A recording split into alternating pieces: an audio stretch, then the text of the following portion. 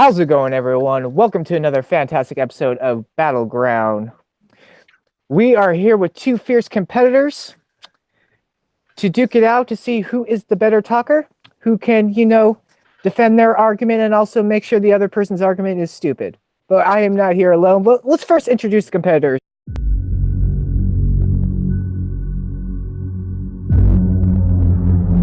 James Spence, fellow Action Army member.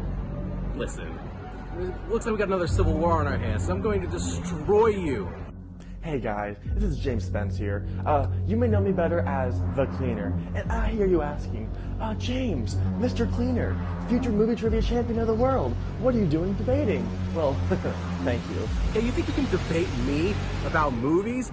I spend every day, all day, thinking, watching movies. I'm outside the movie theater right now with PJ Campbell of the PJ Campbell Show. What's up, guys? Come on. Like, you really think you have what it takes to take me down, James? No. But also, sometimes a guy needs to do some fun on his time off. And I grew up debating. I am used to arguing. I was the kid who always argued that The Avengers is one of the worst Marvel movies, that Revenge of the Sith is better than Return of the Jedi. I am used to always getting in people's faces and telling them that they are wrong. And today, that will not change. No, not at all. What do you think about James Spence, PJ? I don't know, but I see some ugly dolls like right behind you. See Yeah.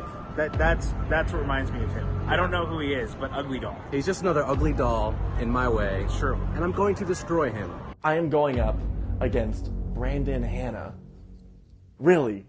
Brandon Hanna, the man who I know for being someone's bitch, I am arguing against? I mean, I enjoy winning as much as the next person, but at least make it a little bit difficult. I mean, come on. Now we're gonna go watch The Avengers. Yeah. And we're gonna have a great time. And James is gonna cry later. Yeah. And it'll be great. Brandon's gonna do a great job. He's going to be a lot of crying, a lot of winning for me. So, Yeah. I mean, is there anything left to say? How about just Boom. And I do know Brandon outside of here. I somewhat respect him. So, having a fun little jovial debate with the man doesn't sound all too bad. And I get a victory out of it? I mean, it's a win for me. I'll see you in the ring. I'm gonna win. And if I don't, I'm gonna win. And I am not here alone. I am the host and I'm also a judge, but I am indeed not here alone. I have two fantastic judges also with me, starting off with Doug. Doug, how do you feel? Are you excited to see this match? And Oh, I'm excited to see this match. Oh man, the promo is gonna be wild, and the intros alone have gotten me sparking a little bit more excitement for this match. So I'm excited to see this. all right, and also another judge we have with us is Alec. Alec, how are you doing? And how are you feeling about judging this match? I'm excited. My second judging. It's been a while since I got back to judging, so I'm excited to see what these guys can do and hear their arguments, man. All right, fantastic. We're about to start this off, but before I do, let's get into the rules. And we have 3 questions for you. Each questions have 3 parts to each question.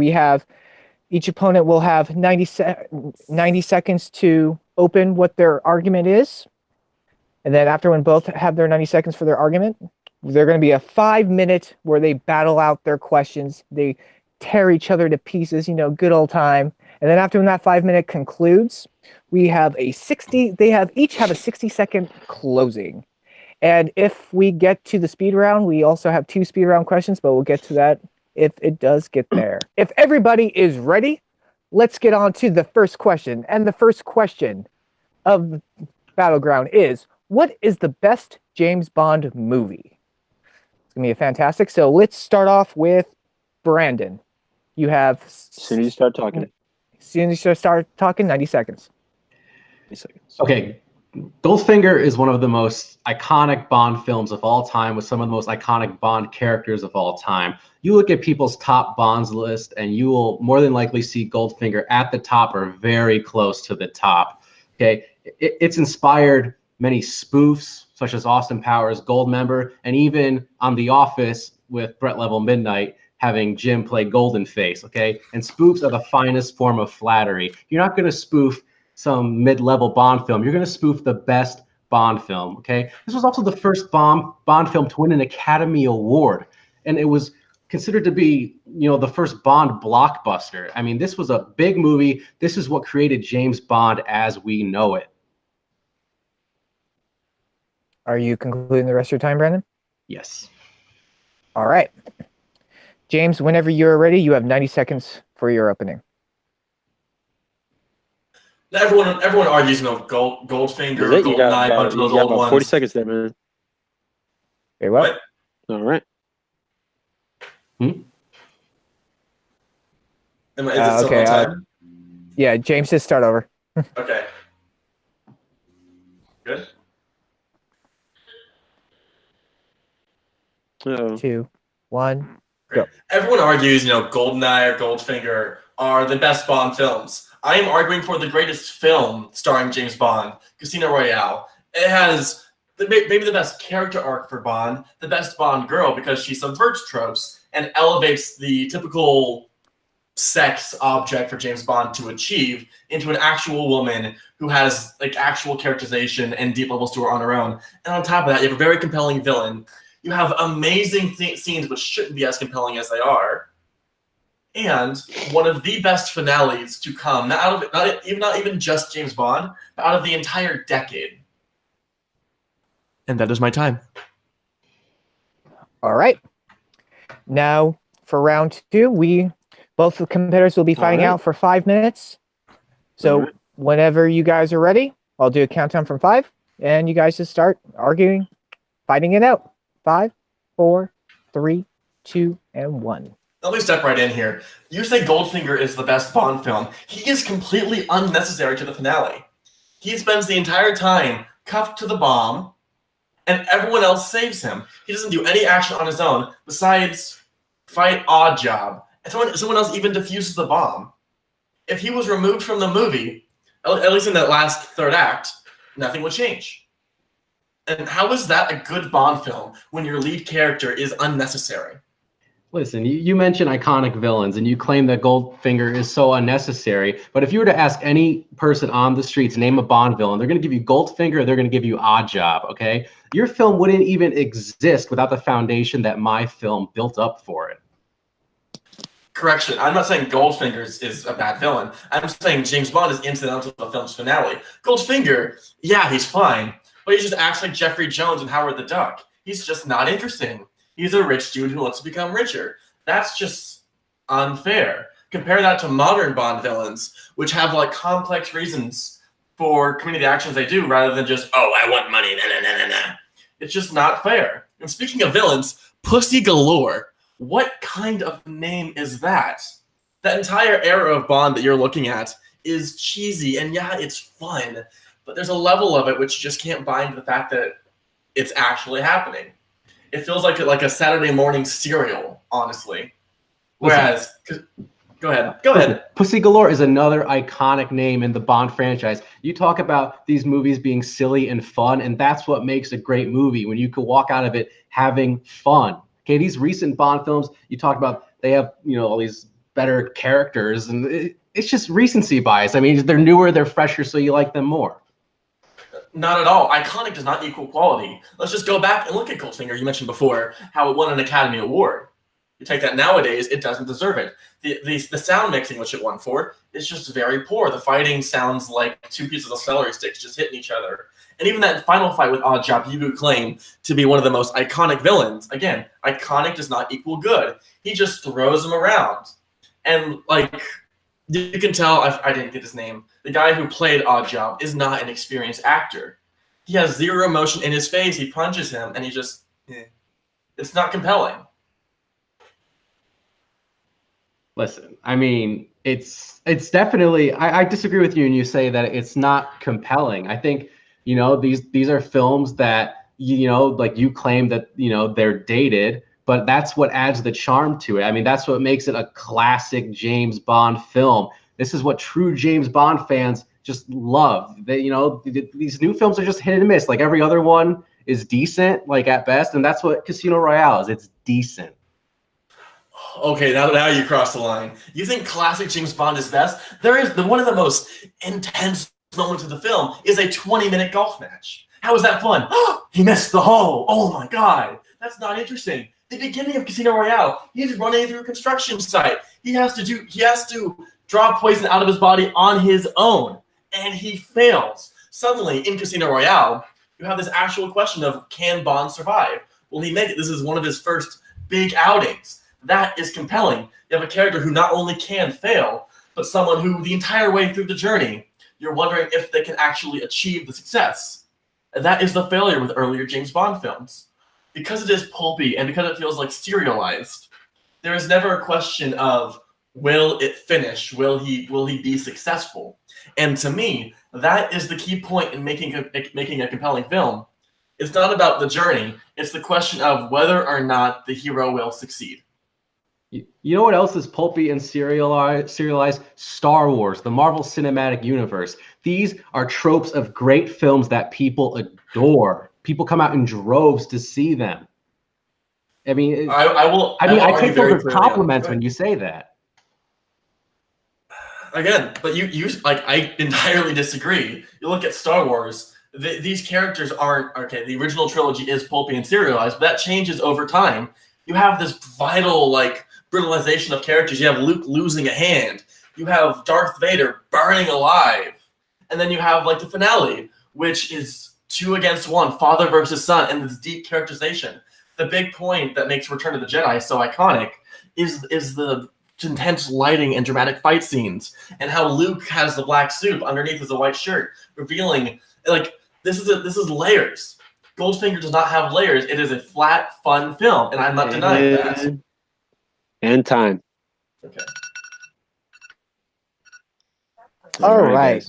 So now, each competitor has 60 seconds to close out their argument, and we're going to start off with Brandon. You have 60 seconds for your closing argument.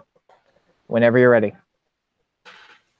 I mean, listen, at the end of the day, James provides a decent argument, but I think that I have hit more specific points as to why Goldfinger is a superior film. He barely talked about Casino Royale. Okay, listen, like I said, it inspired spoof movies such as Austin Powers and Goldmember. It created James Bond as we know him today, with the villains and the gadgets and the charisma that Sean Connery brings to the role. And like I said, it was the first Bond film to win an Academy Award. It set up a certain level of expectations for what the quality of these Bond films needs to be. And the villains are some of those iconic villains, not just in Bond history, but in movie history. And overall, Goldfinger is going to age far better, even with this pulpy, campy fun, than a film like Casino Royale.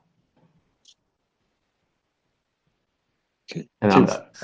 Okay. James, you have 60 seconds for your closing whenever you are ready.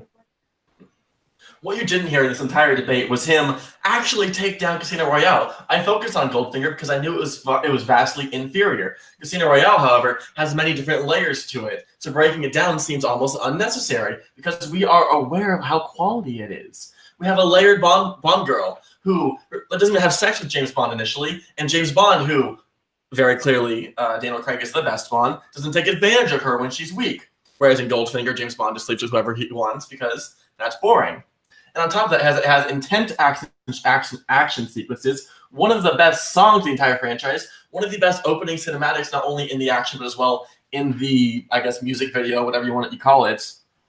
And overall, it's not even just a better James Bond film, it's a better film. Period. Okay. All right.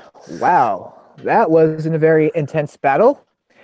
But we're not alone. We have the judges to decide. So I'm going to start off with Alec. Alec, who do you think won this match?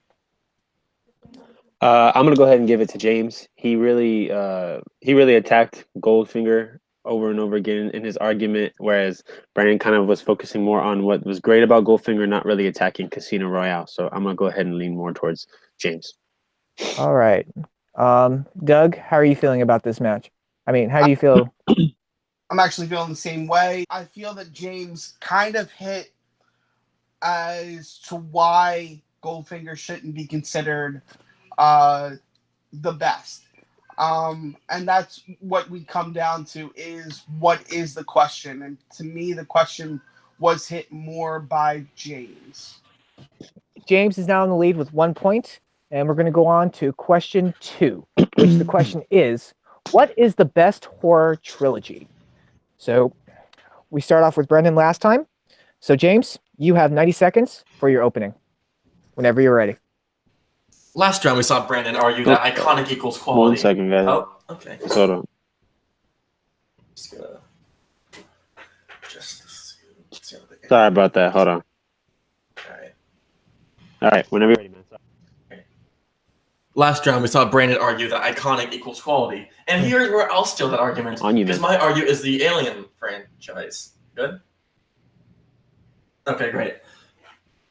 What we see is 2 of the most iconic films of all time. And on top of that, 2 of the best films of all time, creating one of the best antagonists we've ever seen, one of the best monster designs we've ever seen, and have such a diverse level of content. We have a straightforward horror film in the original, we have an action film in the sequel, and then a psychological thriller talking about the human state, I guess, in the third one.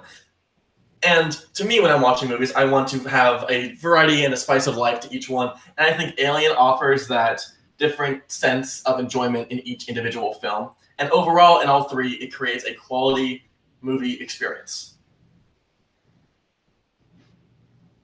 All right. Brandon, you have 90 seconds for your opening, whenever you are ready. Okay, Evil Dead is clearly the greatest horror trilogy of all time. You want to talk about diversity, each film in the Evil Dead trilogy is completely different from the last. You have the first film, which is a straight-up horror film, the second film, which is a horror comedy, and then the third film is more of like an action-adventure movie, and each one is beloved in its own way by fans. There's not, you know, a bad film in the bunch, whereas, not to get into arguments yet, but you could talk about Alien 3, and people have very divisive opinions on that. Where Evil Dead gives you the greatness that is Bruce Campbell, directed by my personal favorite director, Sam Raimi. I mean, these films set up horror tropes that have been used for decades now, featured in films like Cabin in the Woods. Again, I talked about spoof movies before. Spoof movies imitate greatness because that is the finest form of flattery. All right. We got Brandon with the Evil Dead franchise and James with the Alien franchise. Should be an interesting battle. So now we're going to round 2. 5 minutes to fight it out. And you guys start whenever you are ready. I guess we can see Brandon's a big fan of Freeburg and Seltzer because he always focuses on parody. I can tell you what they parodied. Meet the Kardashians. You think that's quality? No. And just focusing on the big point of my argument, the first Evil Dead sucks and is unnecessary. It's overly gory for no real reason other than just to have fun. And the actual quality of the film is poor because it's an accidental comedy. The actual horror that it intends to make is not there. It is just blood for the sake of blood and gore for the sake of gore. And I will agree with you, Evil Dead 2 and Army of Darkness are fun. They're nice, but they're not iconic pieces of cinema like Alien and Aliens are.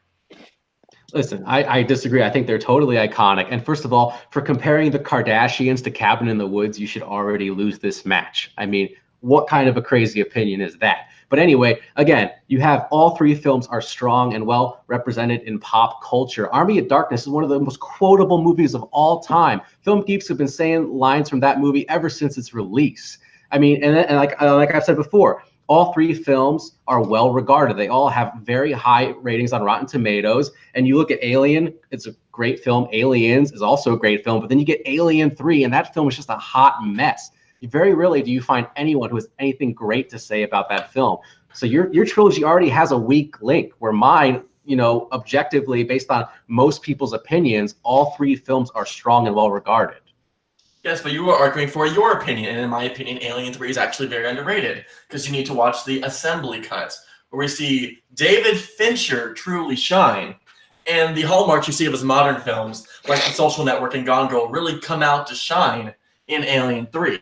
Whereas, again, I believe that the original Evil Dead in your trilogy is bad. It's very poor. In fact, the remake is better.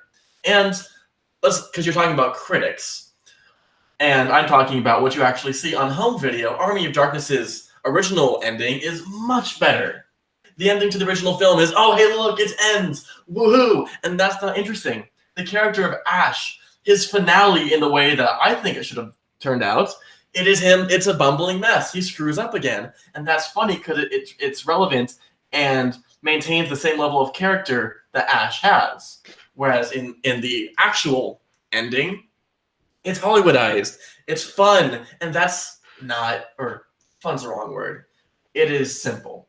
Whereas the original ending, I think, maintains Ash's character overall. Listen, you clearly like Alien 3, and that's great. I'm happy for you, but there's no disregarding that Alien 3 was a huge disappointment by fans after following Aliens, one of the greatest action films of all time, okay? And none of the films in the Evil Dead trilogy require a director's cut to be good. Army of Darkness does. I think by changing the ending, you ruin the finale of the trilogy. And again, of course, Alien 3 is going to be a disappointment after Aliens, one of the greatest action films of all time. And just backtracking, just because it's quotable among film nerds does not mean it's entirely quotable. I very rarely hear someone reference Evil Dead 2, or Army of Darkness, whereas I hear people say all the time, "Game over, man, game over!" Or, "In space, no one can hear you scream." Those are iconic lines. One of those is only in a trailer. That is iconic when something not even in the same film. People. Those are the same people. Those are the same film geeks quoting Aliens that are quoting Evil Dead and Army of Darkness. It's not, the average people on the street. And even looking at the entire Evil Dead trilogy, the only iconic character is Ash. Whereas in Alien, you have Ripley, you have the Xenomorph, and every single person in that original Alien cast is compelling in their own right, as well as I forgot his name. But the game over guy in Aliens is also extremely interesting. Yeah. Whereas, Evil Dead, the Necronomicon, that's about it. Evil Dead did more for the future of horror than Aliens ever did. It set up so many classic horror tropes, and it helped shape the genre into what it is today. Those aren't horror films. That's horror comedy. You can't say the same thing about Aliens. They're great films, but the imprint that they left on the genre is not nearly what Evil Dead did. That is entirely incorrect. Alien is one of the most influential films of all time. Every inch of that film influenced one of our great modern directors. And even aside from that, yes, we're talking about best horror trilogy, but on top of that, Alien not only was just marked on horror, Alien is one of the most iconic action films of all time. So there are two levels here in which the Alien trilogy has made an impact. Okay.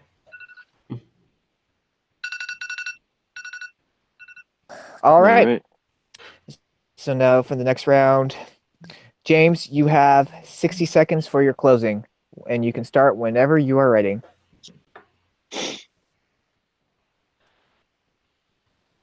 The reason the Alien trilogy is the best horror trilogy of all time is not only because it's left its mark on cinema, but you truly believe that it is you are wholly invested in the character's journey. Evil Dead is a comedy series in which you do not truly believe characters will die, or truly are frozen to your seat, terrified. The first Alien film remains a staple among horror fanatics because of how terrifying it is. Aliens remains not only scary, but also one of the best action films of all time. And Alien 3, while truly underrated, remains as, and I quote a writer here, big budget movie about human frailty and the inevitability of death, which is something we have never seen on a blockbuster scale before or since.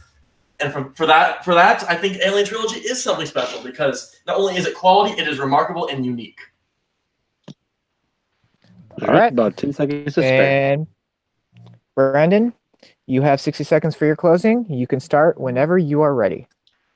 Okay, you want to talk about the hero's journey. Ash Williams' hero's journey in these three films is one of the most compelling hero's journey in any horror franchise, period, even more so than Alien. And each film, much like Alien, each film in the Evil Dead franchise is unique and different from the last, but the difference is, putting personal opinion aside, the general consensus is that each Evil Dead film is highly regarded. They bring something fresh, and there's not a weak link in the bunch like Alien 3 can be considered in the Alien trilogy. The Evil Dead franchise has done so much for horror, building upon tropes, building upon the foundation of what we believe horror is. And again, you know, it's idolized in pop culture, creating films like Cabin in the Woods and Cabin Fever, and it's just become something bigger than itself, where the Alien franchise is just what it is. It's the Alien franchise. It's great, but it's self-contained. It hasn't outreached into the horror genre and the horror community the way that Evil Dead has. Time. Right on time. Perfect. All right. I wonder about that so bad. Now it's time for the judge to decide, and we're going to start off with Doug this time. Doug, who do you think won this match for this question? This is a tough one. Considering the question and considering how much I love horror, it's definitely hard to take into consideration both aspects and both fights.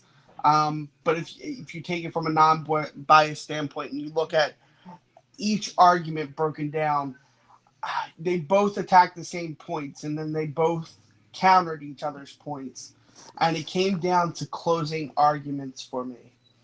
And with that closing argument, I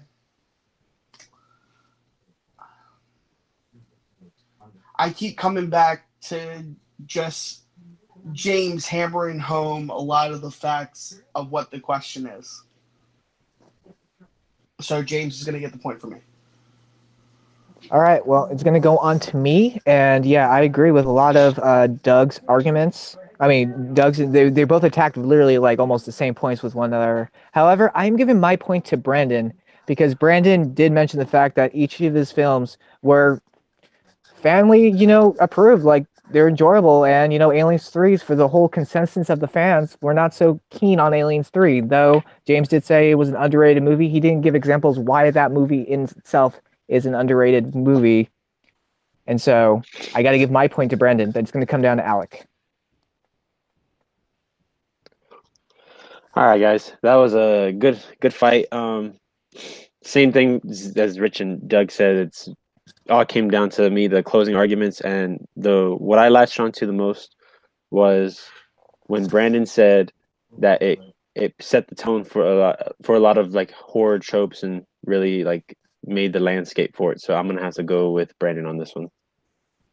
All right, so Brandon gets the point for this question. So either way, we are going to the speed round regardless. But we are here for question 3. All right, so for question 3, what is the worst animated movie released in the 2000s? And we're going to start off with Brandon this time. So Brandon, you have 90 seconds for your opening argument whenever you are ready. Okay, listen, there's a lot of bad animated movies that were released in the 2000s, but for me, it comes down to what was the most disappointing. That's Star Wars: The Clone Wars. I mean, Star Wars, like we've talked about already, is one of the most iconic, if not the most iconic film franchise of all time. And after, what most people consider to be disappointing from the prequels, all those years later, like 3 years later, we finally get another Star Wars movie theatrically released. And it's finally going to take us to the Clone Wars itself and actually get into that and give us the story that we wanted all those years ago in 1977 when Alec Guinness first spoke the words about the Clone Wars. And it's just a major disappointment. The quality of the film overall it's not good. The story itself is lacking in what Star Wars fans really wanted, and it's just overall it's a snore. I mean, I've barely been able to get through it myself. The first time I tried to watch it, I turned it off in the first act. It's just a major disappointment for being part of such a larger universe, such a beloved franchise, for this movie to come out and just crap the bed. All right, 17 seconds. James, you have 90 seconds for your opening, and you can start whenever you are ready.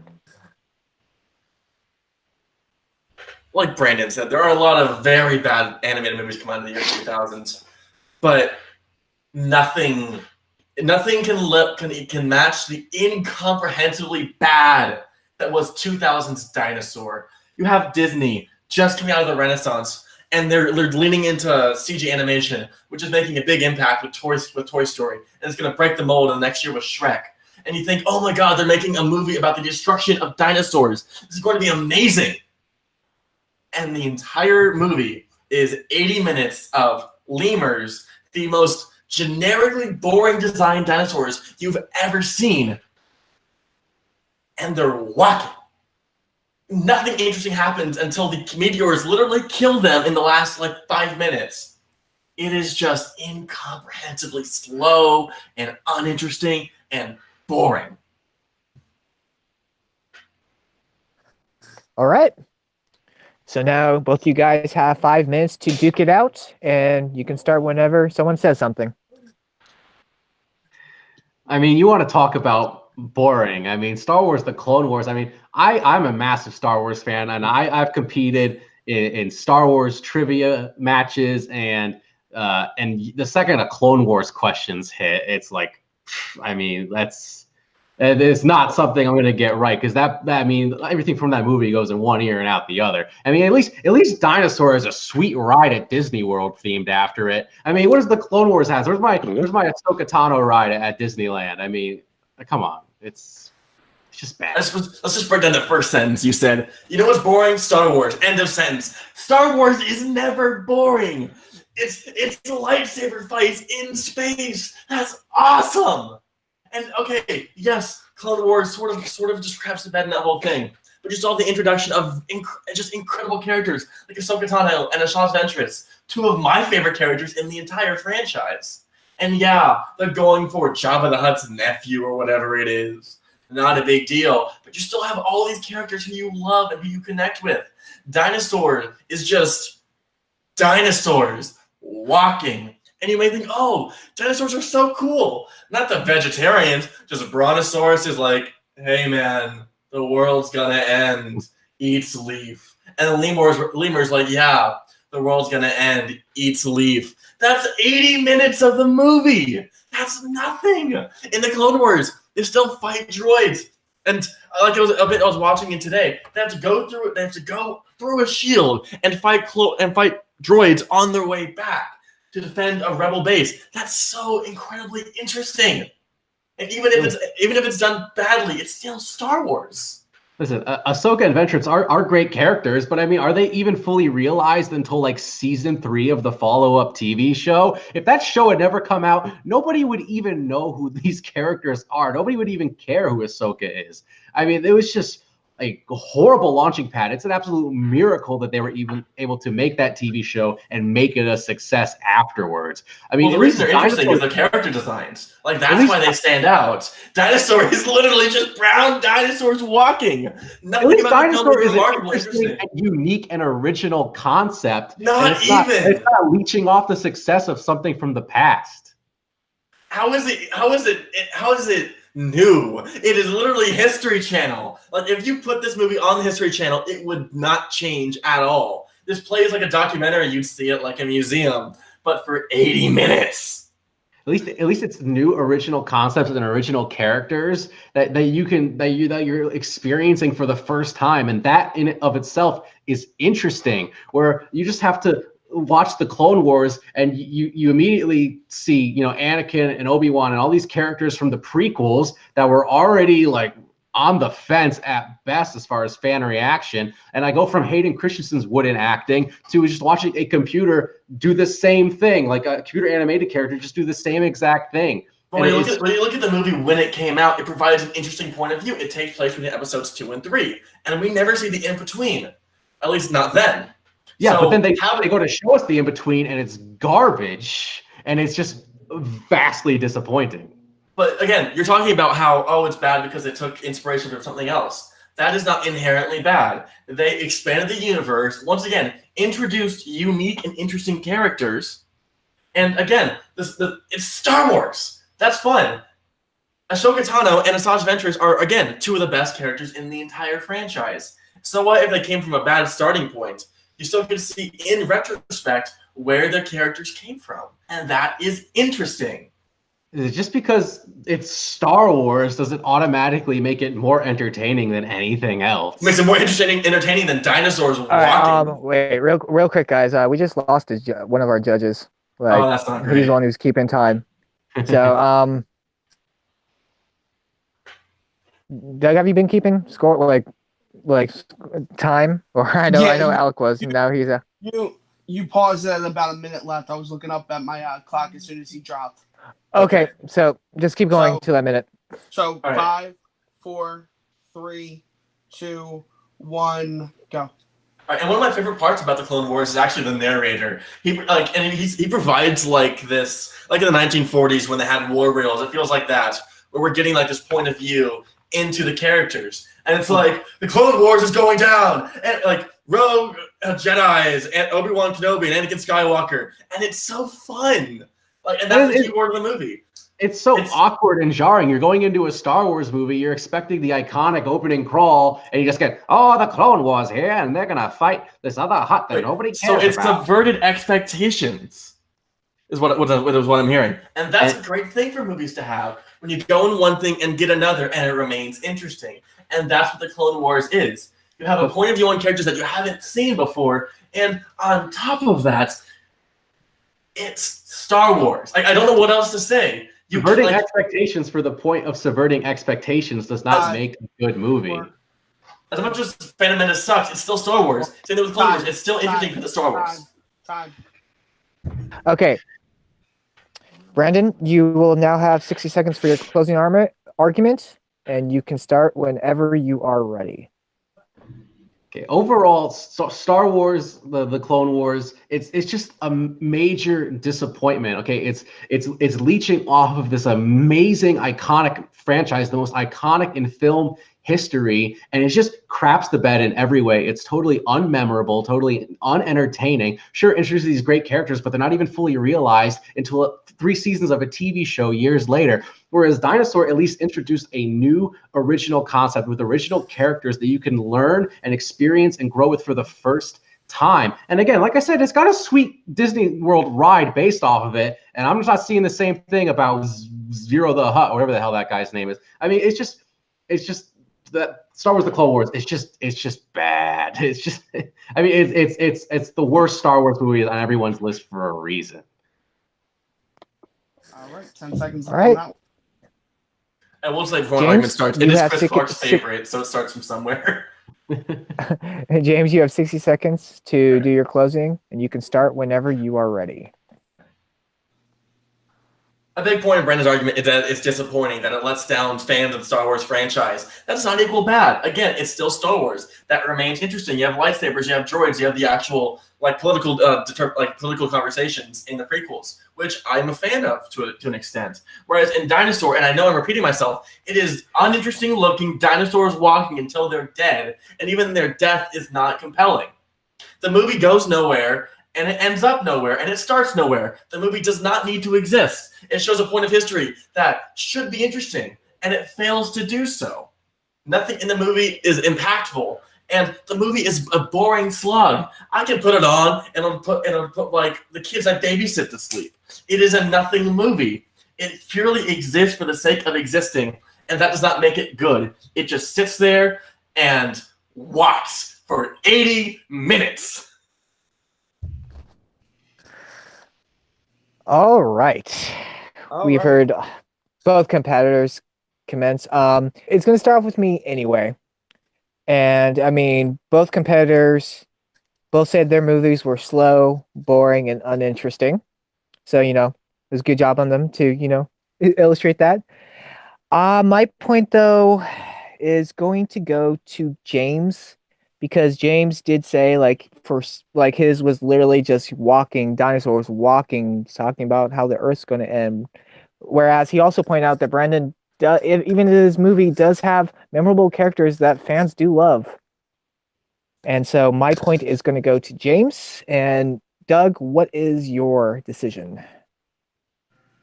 So my point as well is going to go to James, due to the fact is that James, pointed out that who this movie was intended for, the kids that he babysits, and it will put them to sleep. So if that doesn't give you a worse animated movie, then I don't know what does. So my point goes to James on that one. James is getting the point. So at the end of the third question, it is James to leave with 2. Brandon is 1, but we are still going to the speed round where Brandon has a chance to tie it up. And let's show real quick how it goes. Speed round. Each question, there's 2 questions. If we get there, first question will have 3 rounds. You will have 30 seconds for your opening, 15, and then each competitor will have 30 seconds for their opening statement, and then 15 seconds for their rebuttal. So now, the first question of the speed round, and also they do not know what these questions are. It is speed round. First person to answer or say their answer will get their answer the choice. The other will have to battle for the other option. So if both competitors are ready, we are going to the first speed round question, which is the out of the two performances, which is the better Halle Berry performance, Gothica or Perfect Stranger? I haven't seen either of these movies. Can I just pass? I'll say Catwoman. I'll go with that. No, it's out of the two options. Either her performance in Gothica or her performance in Perfect Stranger. We're both going to debate movies that we've never seen. Okay. All right. James has Perfect Stranger. Brandon, you have Gothica. So, Okay. James, since you answered first, you will have 30 seconds for your opening for why Perfect Stranger is better than Gothica for Halle Berry's performance. Whenever you're ready. All right. How is this even a question? The title is literally Perfect Stranger. You know why? Because Halle Berry is perfect in the movie. She does the best work of her entire career in A Perfect Stranger. And you know why? Because the title says it itself. She is perfect. Nothing she does is wrong. She is better than Marlon Brando, better than Daniel Day-Lewis. She is better than everyone you could imagine because she is literally the perfect stranger. All right. Okay. Time. Brandon, you have 30 seconds for your opening of why Gothica is better than her performance than Perfect Stranger's performance. Okay, listen. Her performance in Gothica is clearly superior in every single way. I mean, you want to talk about giving a gothic performance. I mean, there's no one better than Halle Berry. She is fantastic in these types of roles. I mean, come on. Like, people like to laugh at her in Catwoman or in X-Men. At the end of the day, she's a fantastic actress, and she shows it in this film. Okay, just the different elements of the way that she portrays that character with all the different layers is vastly superior to A Perfect Stranger. I barely even heard of that movie. Time. All right, James, you have 15 seconds for your rebuttal. How are you even defending Gothica? She's not even gothic. When Winona Ryder is right around the corner and you say, oh, Halle Berry's the best gothic we could see, no, she's terrible. Whereas in A Perfect Stranger, she does everything you want her to be. She was almost nominated for an Oscar. She was that good. And yet we're arguing about how is Gothica. Time. Okay, Brandon, you have 15 seconds for your rebuttal. Listen, I don't even know how you could defend A Perfect Stranger. That's just like, I immediately think it's just another generic movie where she's just collecting a paycheck. I mean, that's exactly what she was doing. She was phoning it in, reading her lines off a sheet of paper, barely showing anything at all. At least she tried in Gothica. Time. Okay. It wasn't even Now in it's up to the judges Gothica. to decide who BS'd more perfectly. So let's start. Alec, are you still there? I'm here. All right. Who do you think won for that first speed round? So they BS the most, I guess. I've never seen Perfect Stranger, but I have seen Gothica. But it seemed like James really pushed in that movie, man. It makes me kind of want to watch it. If she was perfect in it, I think I'm gonna have to check it out. So I'm gonna go with James. All right. Doug, what is your choice? I can't with these guys. Oh,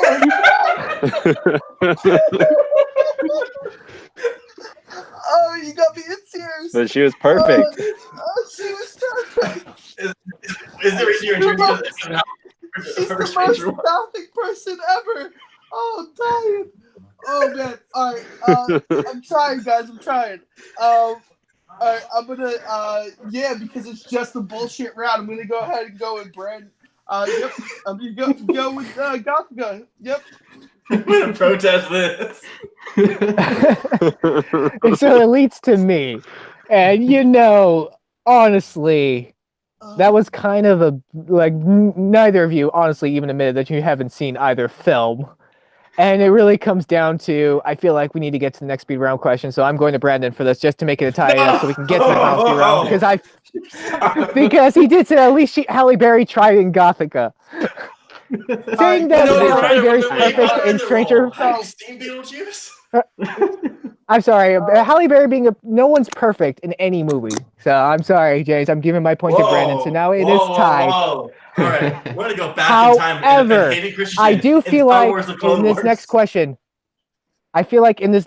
we should have a good fight. So that is another reason why we had to get to the final speed round to decide, because someone winning over a BS no one knew. That's not cool. So here is the final speed round question.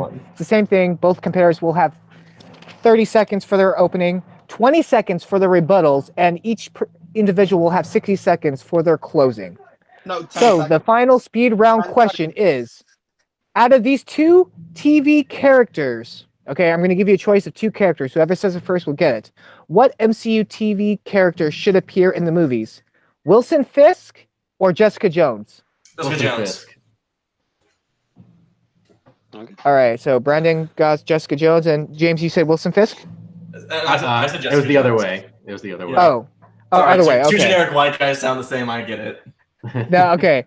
So I think I did hear Brandon first. That's why I thought he said first. So Brandon for Wilson Fisk and James for Jessica Jones. You will have 30 seconds, Brandon, for your opening, whenever you're ready.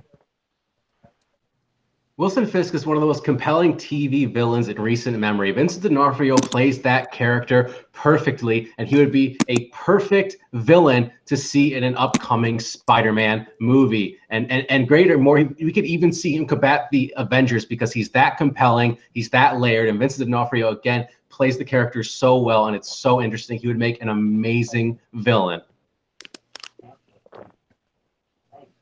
All right. You can see the rest of your time, Brandon? Yeah. Okay. James, you will Quick have question 30 before seconds. I start this. Have all Okay, y'all seen what's up? Endgame? I have. Alec? Yep. Alec, have you seen it? Okay. So Okay. Yeah, everyone I've has seen it. Can you hear me? So Okay. James, you have 30 seconds for your opening. Wilson Fisk For Jessica Wilson Fisk's character we don't need. We already see better versions of him in Daredevil and in Spider-Verse. Like, why even get another character? Whereas Jessica Jones is a character we've never seen before, and she remains eminently compelling. Her TV show is the best out of all the Netflix ones. And on top of that, we just had one alcoholic die. Let's get another one. Jessica Jones can replace the hole in our hearts we have with Iron Man. And her actual character arc is so different from everything else in the MCU. She's the one who needed Netflix rating because she is so R-rated. Her depression, her PTSD is so... Time. All right. All right. Brandon, you have 20 seconds for your rebuttal. Okay, listen, Jessica Jones is fine, but she's not going to be a box office draw. Vincent D'Onofrio as Wilson Fisk is going to be not just a villain that we see in one film, but we could see him in multiple films. We could see him in Spider-Man films. We could see him in Avengers films. We could even see him in Doctor Strange. There's so many characters that share New York City as a home. He can be everywhere, and he can be this great overarching villain. Time. Okay. James, you have your 20-second rebuttal whenever you start speaking. Jessica Jones is the lead character who can lead a franchise. She provides a new image with the MCU that we haven't seen before. And on top of that, she is an addition to the strong female characters we already have in the MCU. And her villains are incredibly compelling. I mean, if we get Jessica Jones, we get the Purple Man, who was the best villain on TV ever. Whereas Wilson Fisk, he is interesting, but again, we've seen better versions of him in different movies. Bring him to the MCU will not change anything. Time. Okay. So now, Brandon, you have 60 seconds for your 10 closing. 10 seconds. Or 10 seconds. 10 seconds, sorry. Someone told me 60. So, Brandon, 10 seconds whenever you are ready. Wilson Fisk is a character that we've seen branch into multiple different comic book characters in the comics, and that's what he would do in the movies, where Jessica Jones is a singular small-time character who does not fit in with the Avengers, where Wilson Fisk does. He fits in on that grander scale. Time. All right. James, 10 seconds for your closing. There are better villains that occupy Wilson Fisk's space. We have Doctor Doom and we have Kang the Conqueror. Whereas Jessica Jones is someone who we have never seen someone like her before, and someone whose presence is sorely needed in the evolving MCU. Time. All right. Whew. That was one heck of a battle between the two. I think both of these people, unlike the last speed round, enjoyed this one because they knew it. So we're going to go to the decisions. It's up to the judges, and we're going to start off this time with Doug. Doug, who do you think got this point, the winning point? Man, this is why I love and hate the speed rounds, because you get to your points really quick, but it's like super. You got to listen to every point that people are giving. Um,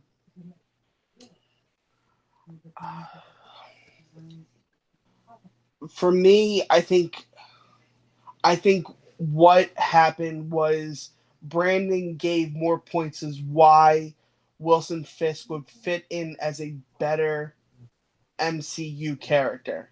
So Brandon gets my point. So Brandon, okay, so it's going to come down. I'm going to go to Alec first. Alec, who do you gain the point to? I'm still trying to figure it out. Yeah, this one was tough. To me, it comes down to who could fit better into a franchise, and I think that in that case, James really argued it more for me. So I'm gonna go with James. Of course, it's going to come down to me. Both competitors fought like how both talk about how their character would fit perfectly in the MCU. Though I mean, they're both kind of dark. I don't know how well they felt in Disney, but it's going to come down. James's argument of since we lost an alcoholic, we should gain another one. I mean, it was a funny choice. However, I think I am going to go to Brandon because Brandon's saying Wilson Fisk does fit with the Avengers more than Jessica Jones does because Wilson Fisk is not only a Daredevil villain, but he's also a Spider-Man villain. Whereas, I mean, James did say like Doctor Doom and Kang would be better villains, but they haven't been introduced, and you need to introduce other characters before you can introduce them. So I got to give my point and the win to Brandon. So with that being said, Brandon has taken the match and is the winner today. The final score of 3 for Brandon, 2 for James, but one hell of a match. Like, it was very tough. So let's go to our winner today. Yes, James, Brandon did win. So we're going to go with the winner today. Brandon, how are you feeling about your win today? I mean, I'm feeling really good. This is my first time doing a movie debate like this. I've judged one of these things before, but I never actually competed. So this was a nice way to do this and do it against my buddy James. I really thought he had me, and I mean, he can debate like nobody else. But at the end of the day, Gothica is the superior Halle Berry performance, and everybody knows it. All right. Thank you so much, Brandon. Now to the unfortunate, I'm going to say not even loser, second place today. Because, James, you put up one hell of a match. That was probably one of my most entertaining matches that I've judged personally. How are you feeling? I know it's tough to lose, but you played one hell of a game. I am so mad at Halle Berry. And just let's be honest here, the two I really lost on were movies I didn't see. I hadn't seen Alien 3, so I couldn't defend it. I hadn't seen A Perfect Stranger despite it being perfect. So I'm not too mad, but I will be back for revenge pretty soon. All right. Short and sweet, James. Both of you guys did amazing, but let's go to our judges real quick on their thoughts on the match. Doug, did you feel about participating in judging this match? Listen, I'm still trying to recover from Gothica and Perfect Strangers. Be thankful in one aspect that you've not seen those movies, but in another aspect it hurt you. But this match was super intense at parts. That last speed round, I knew once we heard the question, it was going to be a serious game. And I just want to say both competitors, you killed it. You followed through with whatever you said on your promo, which I'm excited to post out. So, you guys killed it. Seriously. All right. Alec, your thoughts on this match? Oh, man, it was a well-fought match. I think if there's one thing we learned from this match, it's watch bad movies because you never know when you might need to defend one. So, congrats to the competitors. Congrats, Brandon. Good job, James. I can't wait to see y'all battle it again, and maybe one day I'll be in there battling it out with y'all. So can't wait. All right. And as for my thoughts of the match, it was a great match. I mean, I would probably be in the same boat as both of you to, having to, argue movies you probably haven't seen or like James Bond, I'd be like screwed. But it was a great match. But what we can take away from this match is Halle Berry ruins lives, at least in this match. And so that concludes this episode of Battleground. I was your host, probably my first time hosting, probably my last time hosting. We'll know who sees, life puts you out there. As for myself and Douglas and Alec and Brandon and James, I wish you all a good night. You guys have a wonderful day. And that is it.